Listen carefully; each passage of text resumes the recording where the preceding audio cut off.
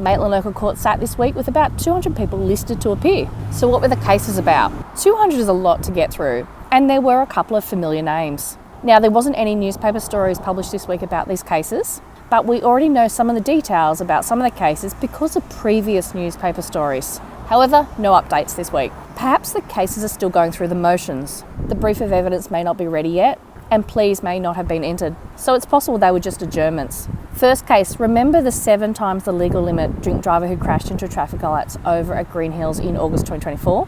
They are back. It's the same case. Remember we heard when they were last at Maitland that they would be sentenced in May at Tweedhead's local court. Well, it's July and the case is listed for sentencing back here in Maitland. So what's going on? What ended up being the consequences of high-range drink driving, crashing into traffic lights and failing to submit to a breath test? 2 of the Farley 4 had a mention this week. So did they enter a plea to allegedly stealing from a building site? The guy accused of animal cruelty on a kangaroo was also listed for mention.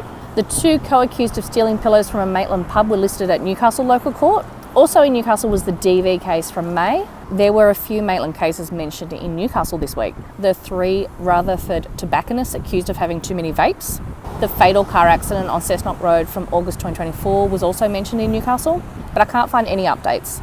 Finally this week at Maitland was the case I was following for my Christmas special. In my Christmas special, I was looking at whether I could find out why the court needed to open up over the Christmas period. I discovered a Maitland case about a guy who damaged something on Christmas Day and was police bail refused, therefore appeared at Parramatta Local Court on Boxing Day. By the way, we can't observe on Boxing Day as the courtroom gallery is closed. But later in January, I showed as a member of the public, you can discover what the case is about. Basically, when Christmas Day guy appeared here in January, the magistrate said the charge out loud, which I heard while I was sitting in the gallery. However, I was waiting for the sentence to discover what they actually damaged. Was it Christmas presents? And the case was listed on both Tuesday and Thursday this week for a sentence, which I missed both days. That's just what happens when you're just a member of the public who observes court cases. And you can't turn up to court every day because you have to work or you're off doing something else that doesn't involve the New South Wales Local Court.